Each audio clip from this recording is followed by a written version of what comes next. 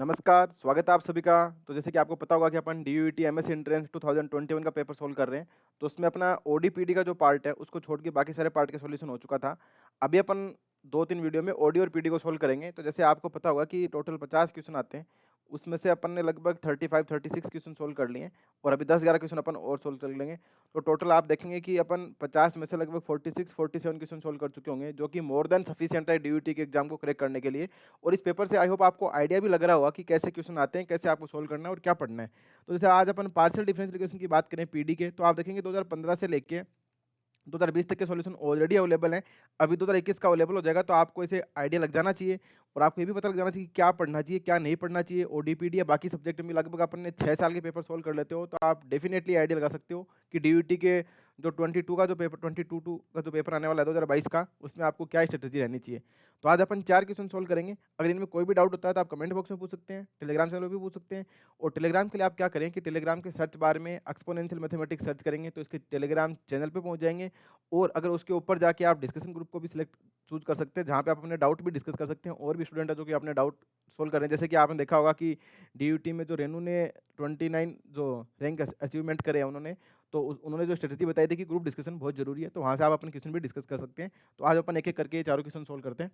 तो सबसे पहला क्वेश्चन पूछा है कि steady state solution to the equation u t minus का a square u x equal to zero, zero less than x less than l, t greater than zero. और u zero t पे आपको T one दे रखा है, U L T पे आपको T to दे रखा है और यू एक्स जीरो पे एफ एक्स दे रखा है।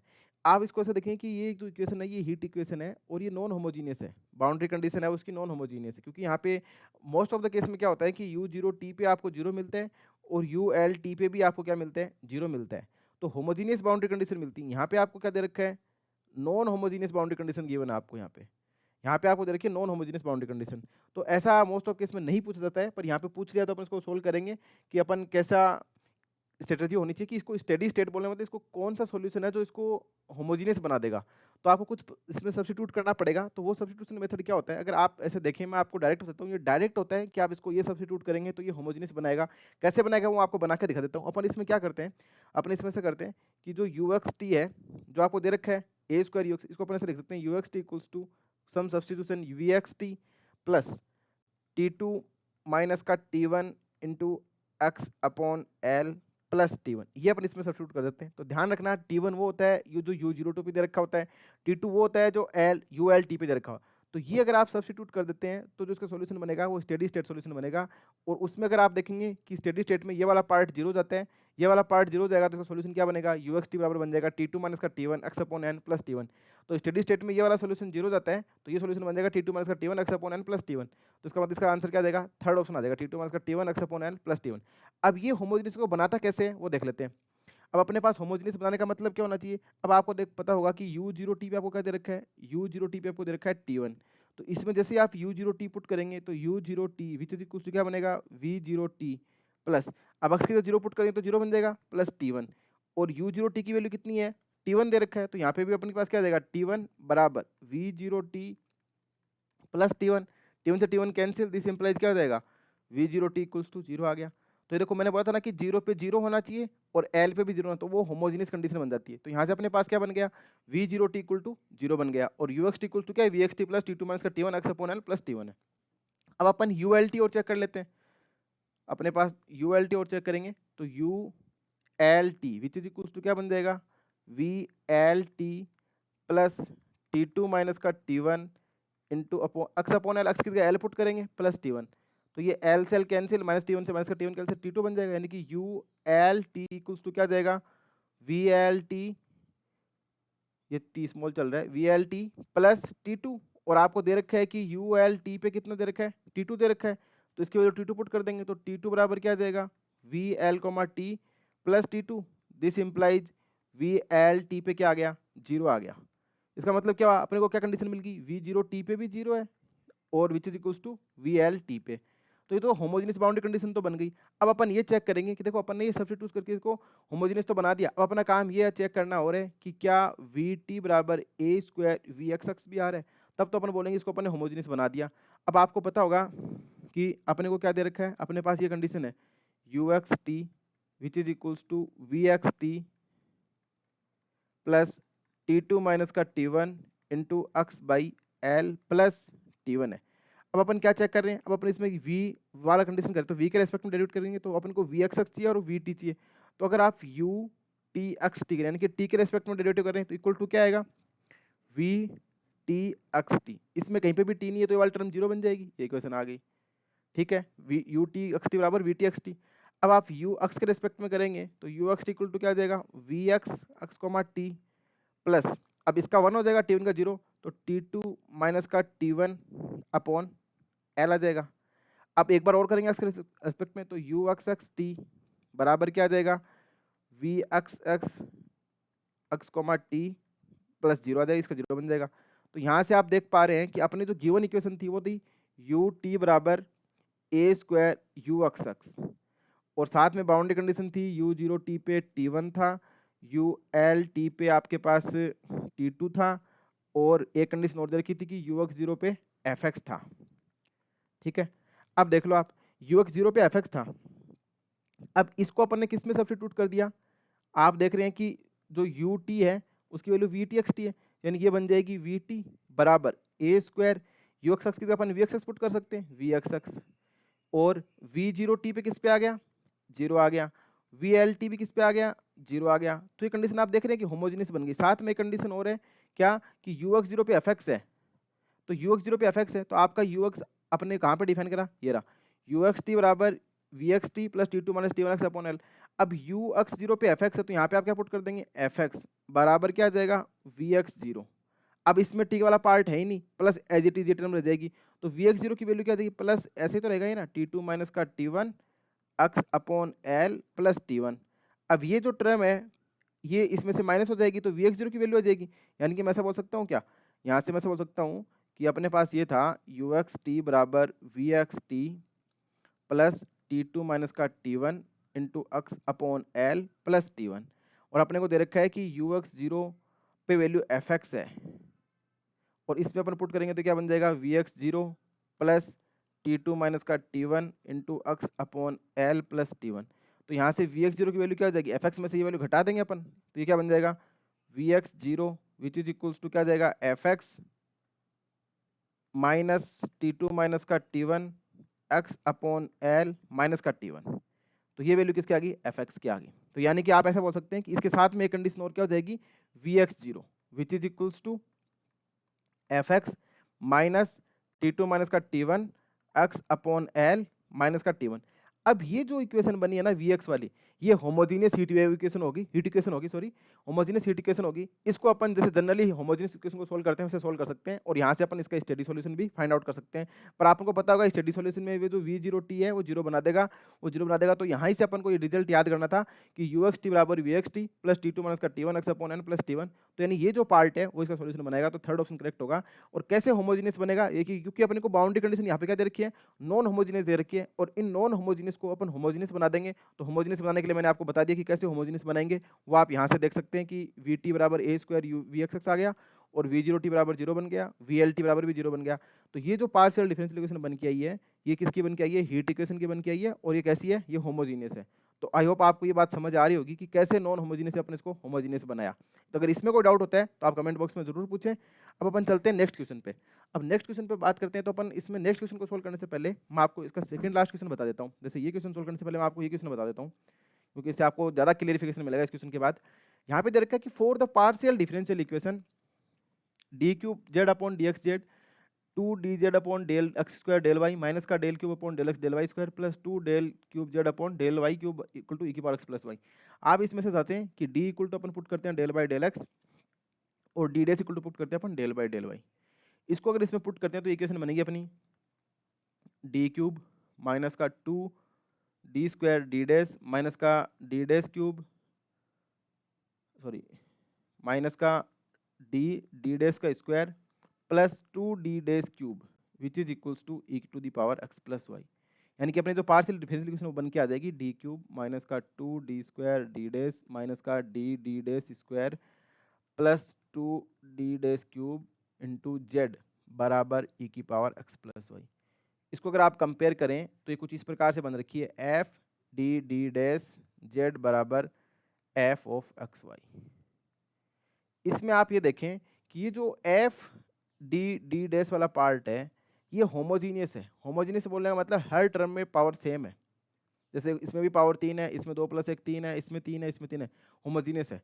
तो इस प्रकार के क्वेश्चंस को सोल्व करने के लिए अपन जो होमोजीनियस पार्ट है इसके फैक्टर कर लेते हैं और उसमें कुछ सब्स्टिट्यूशन कर लेते हैं। तो अपन को यहाँ पे पूछा है देखो कि ये कॉम्प्लीमेंट्री सॉल्यूशन इसका ये होगा, पर्टिकुलर ये होगा, कॉम्प्लीमेंट्री होगा, पर्टिकुलर, तो कौन सा पार्ट सॉल्यूशन इसका सही है? क्योंकि अपन को पता है कि अपन जनरल सॉल्यूशन लिखेंगे तो क्या लिखेंगे, जेड बराबर complementary function plus particular integration. ये पर्टिकुलर दो ही सॉल्यूशन, ये तो लिखते हैं CF प्लस PI कर देते हैं। तो यहाँ पे अपन को CF निकालने का तरीका क्या है, तो CF निकालने अपन इसको इक्वल टू वाले पार्ट को 0 पुट कर देंगे और इसको सिंप्लीफाई करेंगे। यानी कि अपन ऐसा ही तो करते हैं, f D D dash z equal to 0 कर देते हैं। तो ये अपने को क्या दे रखा है, डी क्यूब माइनस का 2d square D dash minus का d dash square plus 2d dash cube into z बराबर 0। ये तो दे रखा है, ये दे रखा है ना, आई थिंक यही है, डी क्यूब माइनस का 2d square D dash minus का d into D dash square plus 2d dash cube z equal to 0। अब ये पार्ट देखो, इसमें हर पार्ट में पावर 3 है, तो ये सिंप्लीफाई कर लेते हैं, इसको और सिंप्लीफाई करें तो इसको क्या बनेगा, मैं यहाँ से अगर डी स्क्वायर कॉमन लेता हूँ तो d माइनस का 2d, डी स्क्वायर तो d माइनस का 2d डैश बच गया, माइनस का इसमें यहाँ से क्या ले लेता हूँ, d डैश स्क्वायर कॉमन ले लेता हूँ, तो ये d माइनस का 2d डैश बच जाएगा। यानी कि बन जाएगा डी स्क्वायर माइनस का d dash square into D minus का 2d डैश और इंटू जेड इक्वल टू ये 0 बन जाएगा। ये इक्वेशन बन गई। अब अपन इसको सिंप्लीफाई करने के लिए क्या करते हैं, अपन इसमें दो फंडे अपनाते हैं। या तो आप क्या कर सकते हो, या तो आप ऐसा कर सकते हो कि जो अपना डी डैश है ना, डी डैश को 1 पुट कर दो और डी को m पुट कर दो, जो जो फैक्टर आते हैं, और जो जो फैक्टर आते हैं उसके करस्पॉन्डिंग आप सॉल्यूशन लिखो, 5(1) y plus m1x into 5(2) y plus m2x, जितनी m की वैल्यू आती है ऐसे चल दो। अगर आप ऐसे पुट करते हो, डी डैश बराबर m पुट करते हो और d बराबर 1 पुट करते हो, तब आप लिखेंगे इसका सॉल्यूशन z बराबर 5(1) x प्लस my। अब आप सोच सकते हो कि x के साथ अपन m ले रहे हैं, तो क्योंकि d डैश का मतलब d वाला पार्ट m के साथ x के साथ आता है, क्योंकि d को अपन डेल बाई डेल x बोलते हैं, तो अगर इसको अपन m मान रहे हैं तो x के साथ m पुट करेंगे, और अगर डेल बाई डेल y को आप अगर m मान रहे हो तो y के साथ m पुट करेंगे। देखो यहाँ पे d डैश है, इसको अपन d डैश बोलते हैं, तो जिस भी फैक्टर को मान रहे हो उसके साथ पुट करते हैं। अब इसको अगर अपन d को बराबर अपन क्या मान लेते हैं, m मान लेते हैं, d डैश बराबर 1 मान लेते हैं, तो इसका फैक्टर क्या बनेगा, ऑक्सिलरी इक्वेशन अपन लिखेंगे तो क्या बनेगी वो, m स्क्वायर माइनस का 1 इंटू m माइनस का 2 इक्वल टू 0। दिस इम्प्लाइज क्या आएगा, m इक्वल टू क्या आएगा, प्लस माइनस का 1 आएगा और m इक्वल टू 2 आएगा। तो इसका सॉल्यूशन जो कॉम्प्लीमेंट्री फंक्शन बनेगा वो क्या बनेगा, कॉम्प्लीमेंट्री फंक्शन। अपने पास m की वैल्यू क्या आ गई, प्लस माइनस का 1 आ गई और m इक्वल टू 2 आ गया। तो z इक्वल टू क्या बनेगा, 5(1) y plus x plus 5(2) y minus x plus 5(3) y plus 2x। तो ये इसका क्या बनेगा, कॉम्प्लीमेंट्री फंक्शन बनेगा। तो अब देख लेते हैं y plus x y minus, अब ये 5 आर्बिट्रेरी फंक्शन है तो वहाँ पे अपन को x माइनस वाई भी लिख सकते हैं, कोई फर्क नहीं पड़ेगा। इसको मैं 5(2) डैश बोल देता हूँ, आगे वाले में इसको 5(2) x माइनस वाई पुट कर दूंगा तो कोई फर्क नहीं पड़ेगा। तो y plus x x minus y y plus 2x, तो ऐसा क्या बनेगा, इसका कॉम्प्लीमेंट्री फंक्शन बनेगा। अब देखो 5x plus y x minus y 2x plus y, अब ये तो 2x माइनस वाई आ रहा है इसमें, तो ये वाला तो नहीं बनेगा, क्योंकि अपन इसको बनाएंगे, ये बनाएगा इसका क्या, कॉम्प्लीमेंट्री फंक्शन। अब ये भी बना सकता है 2x प्लस वाई और 2y, पर इसमें अपन को आर्बिट्री दोनों में चेंजमेंट कर रहा है x माइनस वाई। तो 5 एक की वैल्यू क्या आ रही है इसमें, m की वैल्यू अपने पास 2 आ रही है और एक में वैल्यू क्या आ रही है, प्लस माइनस का 1 आ रही है। तो इसका मतलब इसका आंसर पहला ऑप्शन क्या हो जाएगा, ये इसका कॉम्प्लीमेंट्री फंक्शन बनाएगा। अब इसका पहला तो कॉम्प्लीमेंट्री फंक्शन बन गया। अब अपन इसकी बात करते हैं पर्टिकुलर सॉल्यूशन की। पर्टिकुलर सॉल्यूशन तो ए तो ऑप्शन आएगा, तो इसका मतलब सी और डी ये तो गलत हो गया। अब बाकी चेक करना है कि इसमें डी करेक्ट होगा या बी करेक्ट होगा, क्योंकि ये तो आपको पता चल गया कि इसका कॉम्प्लीमेंट्री फंक्शन क्या आ रहा है, 5y plus x y minus x y plus 2x आ गया। ठीक है, अब अपन नेक्स्ट बात करते हैं। अब आप इसे सोच रहे हो कि इसमें 2x minus y 2x plus, ये तो ये x माइनस वाई है और ये भी x माइनस वाई है, अपना आ रहा है y माइनस एक्स, है ना, तो इसको तो अपन x माइनस वाई कर सकते हैं, पर ये 2x माइनस वाई यहाँ पे तो प्लस आ रहा है, तो प्लस को माइनस नहीं कर सकते। अब इसमें y माइनस माइनस कॉमन लेके नया फैक्टर बना देंगे, पर अगर इसमें अपन को 2x प्लस वाई को एक को माइनस नहीं कर सकते, यहाँ से तो अपन माइनस कॉमन ले लेंगे तो ये वाला फैक्टर चेंज हो जाएगा। आप सोच रहे हैं कि इसमें और इसमें भी तो माइनस का ही फर्क है, पर अपने इसमें और इसमें माइनस का फर्क तो है, पर इसमें माइनस बाहर नहीं ले सकते, इसमें अपन माइनस बाहर ले सकते हैं। तो इसका मतलब ए वाला पार्ट इसका क्या बनेगा, कॉम्प्लीमेंट्री फंक्शन बनाएगा। अब इसका पर्टिकुलर सॉल्यूशन याद करते हैं। पर्टिकुलर सॉल्यूशन आपको याद करना आता ही है, क्योंकि अपन क्या करते हैं, पर्टिकुलर इंटीग्रेशन के 1/f डी डैश और f(x, y) कर देते हैं। अब यहाँ पे जो भी आपका f(x, y) है ना, इसको अपन को phi of ax plus by की फॉर्म में मान लेते हैं। तो यहाँ पे अपना क्या दे रखा है, e की पावर x प्लस y है, इसको आप कंपेयर करो phi of ax plus by से, तो a की वैल्यू तो 1 होगी और b की वैल्यू भी 1 होगी, और a इक्वल टू 1 और b इक्वल टू 1 यहाँ पे अपन पुट करते हैं 1/f ab और f ऑफ या phi of a x plus b y check करते हैं। अब एफ ऑफ ए बी बोलने का मतलब D equal to b one put करो और D dash equal to b one put करो। जैसे ही आप डी इक्वल टू वन और D dash equal to one put करते हैं तो ये फैक्टर जीरो बना देगा। क्यों? क्योंकि डी और D dash equal to one पढ़ने पर यहाँ से जीरो बन रहा है, तो यहाँ से जीरो बन रहा है तो दिक्कत हो जाएगी ना, क्योंकि जैसे वन माइनस वन ये वाला जीरो बना देगा। पर कंडीशन ये होती है कि अगर ये जीरो बना देता है तो अपन दूसरा मेथड लगाते हैं, और जीरो नहीं बनाता है तो अपन दूसरा मेथड लगाते हैं। तो यहाँ पे तो जीरो बना रहा है, तो जीरो बना रहा है तो अपन ऐसा करते हैं कि जीरो बना रहा है, इसका मतलब क्या होगा कि b D minus a D dash इसका एक फैक्टर बनेगा जो इस कंडीशन को जीरो बना रहा है। तो अपन इसका सोल्यूशन ऐसे लिखते हैं कि one upon b D minus a D dash की पावर एन, यानी कि जिस भी फैक्टर की कितनी पावर बाहर आ रही है एन, एक्स की पावर एन अपॉन बी की पावर एन और factorial n phi of a x plus b y as it is लिख देते हैं। ये अपन देखते हैं कितनी पावर इसकी जीरो बना रही है, जितनी पावर बना रही है तो वो तो अपन एक्स की पावर एन कर देते हैं, बी की पावर एन लिख देते हैं। बी क्या होता है? डी का गुणांक होता है माइनस ए डी डैश और into factorial n phi of x plus b y as it is रख देते हैं। तो अब अपना यहाँ पे पर्टिकुलर सोल्यूशन क्या बनेगा? One upon D square minus का डी डैश का स्क्वायर। कंफ्यूज नहीं होना है, जो भी डाउट आता है पूछ लेना, क्योंकि मैं तो आपको बता रहा हूँ कि ये इसको इस प्रकार से सोल्व करते हैं। अभी अपना क्वेश्चन आया तो अपन इसको देख लेते हैं। अपने में फैक्टर क्या बन रहा है? डी माइनस का टू डी डैश और डी माइनस का टू डी डैश और e to the power x plus y दे रखा है। ठीक है, इसको मैंने आपको बताया, इसको कंपेयर करो आप कि phi of a x plus b y ये टाइप का है, यानी कि ये ए की power a x plus b y type का है, तो ए की वैल्यू क्या आएगी? वन आ गई, बी की वैल्यू भी वन आ गई। अब आप डी इक्वल टू भी वन पुट कर दो और डी डैश इक्वल टू भी वन पुट कर दो, तो इसको अपन ऐसा भी लिख सकते हैं ना, वन अपॉन डी माइनस का d dash into D plus D dash into D minus का टू डी डैश और e की पावर x प्लस वाई। अब जो जो फैक्टर जीरो नहीं बनाते हैं, जैसे मान लो दो फैक्टर जीरो नहीं बना रहे, ठीक है, तो अपन क्या करेंगे, इन दो को अलग ले लेंगे और इसको अलग ले लेंगे, और जितने टाइम्स पावर, जैसे टोटल आप देखेंगे इस फैक्टर की पावर तीन है, जिसमें से दो पावर यहाँ पे है और एक पावर यहाँ पे है। तो क्या होता है कि अगर मान लो one upon f a b not equal to zero होता है, सपोज दैट ये नॉट इक्वल टू, तो अपन क्या करते हैं, one upon f a b लिख देते हैं एज इट इज, और integration integration e to the power मतलब फाइव टी डी टी कर देते हैं, और कितनी टाइम करते हैं? एन टाइम्स, जितने टाइम्स नॉन जीरो बनाता है एफ ए बी की पावर। जैसे मान लो ये तीन टाइम का था, तो यहाँ पे अगर एफ ए बी की पावर तीन होती तो अपन तीन बार इंटीग्रेशन कर देते, और फाइव टी बोलने का मतलब ये है कि आप इसको फाइव टी बोल देते हो, ए की पावर एक्स प्लस जो भी फंक्शन होता है उसको अपन फाइव टी की फॉर्म में मान लेते हैं। तो ये क्या बनेगा अपना? वन अपॉन डी माइनस का डी डैश। अब आप देखो डी की जगह भी वन, डी डैश की जगह भी वन, तो वन अपॉन टू डी की जगह वन माइनस का टू डैश, यानी कि वन माइनस का वन, वन माइनस का टू, इंटीग्रेशन दो बार, क्योंकि ये देखो दो फैक्टर ना, इसकी पावर भी वन है इसकी पावर भी वन है, तो दो पावर आएगी दो बार। अब अपन क्या करते हैं, फाइव टी डी टी, ई की पावर प्लस को टी मान लिया मैंने, तो ई की पावर टी डी टी दो बार इसका सेम टू सेम देगा, तो ये क्या बन जाएगा? वन अपॉन डी माइनस का डी डैश, क्योंकि अब ये फैक्टर क्यों नहीं आ रहा, क्योंकि ये फैक्टर जीरो बना रहा है, तो जीरो बना रहा है उसको साइड में करो, वन अपॉन माइनस का टू, और दो बार करेंगे तो सेम रहेगा, ई की power t as it is. अब टी की जगह वापस ई की power x plus y put कर दो, तो ये क्या बन जाएगा? ये एक बार इसमें अपन इसको यहाँ से ऐसे सोल्व करते हैं, बाद में इरेज कर देंगे। तो ये बनेगा वन अपॉन डी माइनस का डी डैश और माइनस का टू आ गया, और ए की पावर ऊपर क्या आ गया? एक्स प्लस वाई आ गया। ठीक है, बन गया माइनस का one upon to D minus का डी डैश ई की पावर एक्स प्लस वाई। मैंने अभी आपको बताया था कि जो फैक्टर जीरो बना रहा होता है, यानी कि वो b D minus a D dash type का फैक्टर होगा जो जीरो बनाएगा, उसकी पावर एन बाहर आ जाती है, तो अपन सोल्यूशन क्या लिखते हैं? एक्स की पावर एन अपॉन बी की power n into factor n और five x plus y as it is put कर देते हैं, एक्स प्लस बी वाई। अब यहाँ पे आप देखो, इसको कंपेयर करो b D minus a D dash से, इसकी पावर कितनी है? वन है, तो इसका मतलब एन की वैल्यू तो क्या आ गई? वन आ गई। यहाँ पे b D minus a D dash से कंपेयर करने पे आपको बी की वैल्यू भी वन पुट कर रही है, वन पुट, तो इसका मतलब इसमें सबकी जगह अपन वन पुट कर देंगे, तो ये क्या बनेगा? माइनस का वन अपॉन टू एक्स की पावर वन, वन की पावर वन और फैक्टोरियल वन और five x plus as it is, यानी कि ई की पावर एक्स प्लस वाई। तो ये क्या आ जाएगा? माइनस का one by two x into e की पावर एक्स प्लस वाई। इसका मतलब इसका पर्टिकुलर सॉल्यूशन क्या आ गया? माइनस का one by two x into e की पावर एक्स प्लस वाई। तो इसका मतलब पर्टिकुलर सॉल्यूशन क्या आ जाएगा?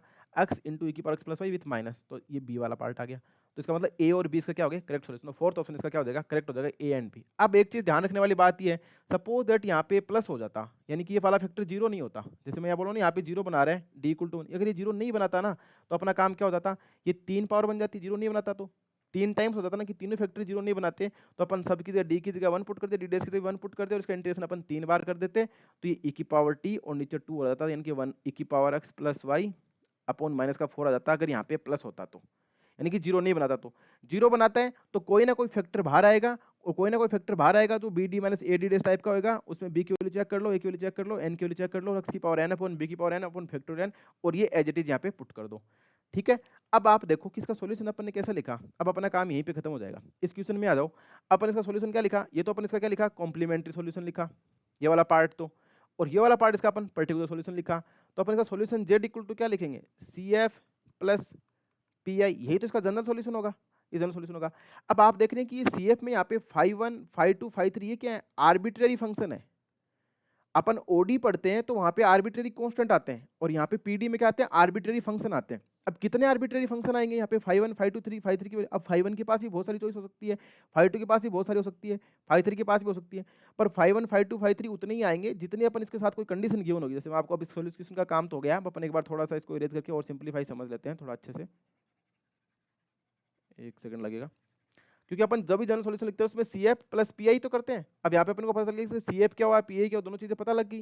जैसे अपन दोनों चीजें पता लगी, अब यहाँ पे 5 1 5 2 5 3 ये सब क्या आर्बिट्रेरी फंक्शन है। अपन ओडी में बात करते हैं तो वहाँ पे अपन आर्बिट्रेरी कॉन्स्टेंट की बात करते हैं, यहाँ पे अपन आर्बिट्रेरी फंक्शंस की बात कर रहे हैं।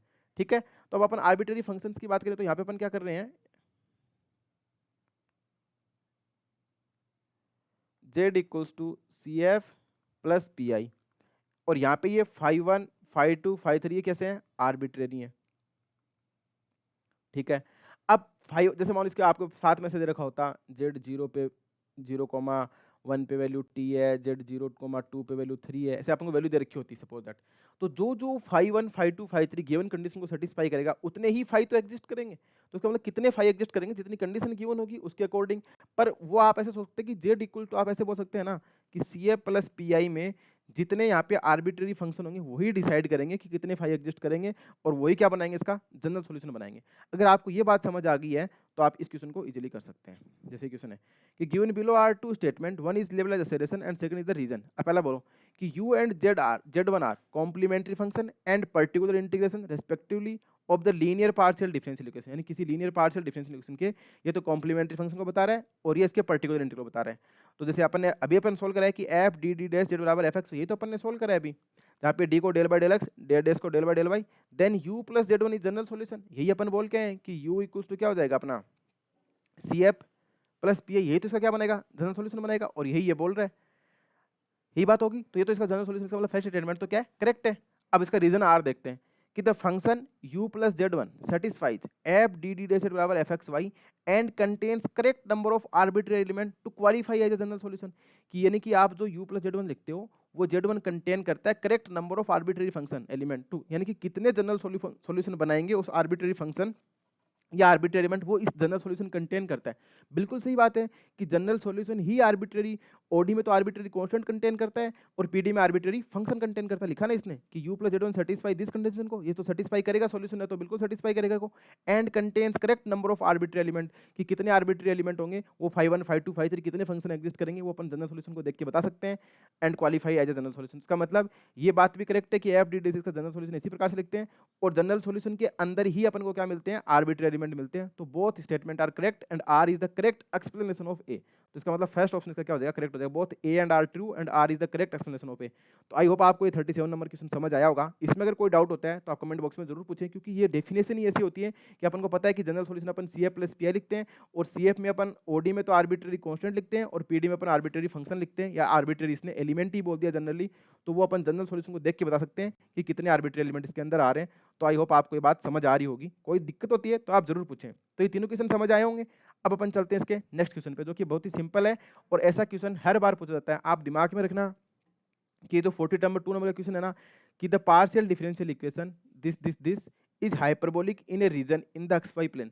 अब यहाँ पे इसने पहले से बोल दिया कि हाइपरबोलिक होगी किस रीजन में, वरना क्या पूछता है डिफरेंशियल इक्वेशन कैसी होगी, इलिप्टिक होगी, पैराबोलिक होगी, हाइपरबोलिक होगी। तो वो आपको बताना है कि कौन से रीजन में क्या होगा, पर यहाँ पे इसने पहले से बोल दिया हाइपरबोलिक होगी। तो मैं आपको बता देता हूँ कि अगर आपको ऐसी इक्वेशन दिखी हुई मिल जाए, यानी कि a into u x x plus b into u x y plus c into u y y plus d into u x plus e into u y plus f into u बराबर 0 type की कोई equation हो, तो उसमें आप check करें कि B square minus का 4ac अगर ग्रेटर देन 0 तो वो हाइपरबोलिक, अगर इक्वल टू 0 तो वो पैराबोलिक, अगर लेस देन 0 तो वो इलिप्टिक। अब यहाँ पे अपने को पहले से बोल दिया कि गिवन इक्वेशन कैसी है, हाइपरबोलिक है। इसका मतलब बी स्क्वायर माइनस का 4ac कैसा होगा, ग्रेटर देन 0 होगा।